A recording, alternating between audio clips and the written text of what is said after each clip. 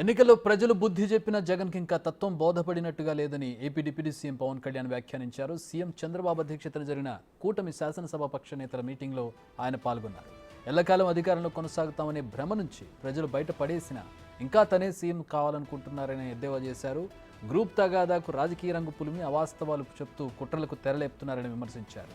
సభలోకి వచ్చే ముందు పోలీసులతో గొడవ, గవర్నర్ ప్రసంగానికి అడ్డు తగలమని ఎమ్మెల్యేలను రెచ్చగొట్టడం వంటివి జగన్ అహంకార ధోరణికి నిదర్శనమన్నారు. రాష్ట్రాభివృద్ధి కోసం సీఎం చంద్రబాబు ఎలాంటి నిర్ణయం తీసుకున్నా జనసేన పార్టీ 100% సహకరిస్తుందని స్పష్టం చేశారు.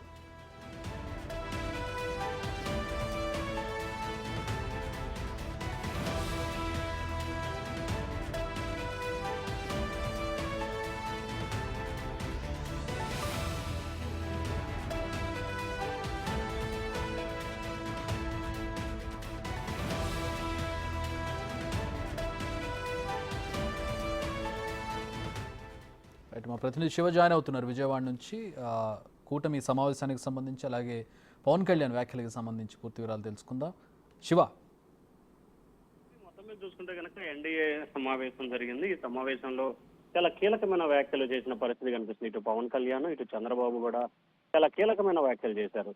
వాస్తవానికి ప్రభుత్వం అధికారంలోకి వచ్చి సరిగ్గా 50 రోజులు కూడా కాలేదు. అలాగే ఎన్నికల్లో ప్రజలు బుద్ధి చెప్పినా గానీ జగన్కి ఇంకా తత్వం బోధపడినట్లేదని చెప్పి కూడా డిప్యూటీ సీఎం పవన్ కళ్యాణ్ వ్యాఖ్యానించిన పరిస్థితి పెను దుమారం లేపుతా ఉంది. శాసనసభ పక్షాన్వేషణలో జగన్ తీరును ఆయన తీవ్రస్థాయిలో కూడా తప్పుపట్టారు. జగన్ నెల రోజులు కొత్త ప్రభుత్వం ఏర్పడి అప్పుడే విమర్శలు వ్యాఖ్యానం చేస్తున్నారు. ఇది ఎంతవరకు సమంజసం అని చెప్పి కూడా ఆయన ఆందోళన చెందిన పరిస్థితి కనిపిస్తోంది.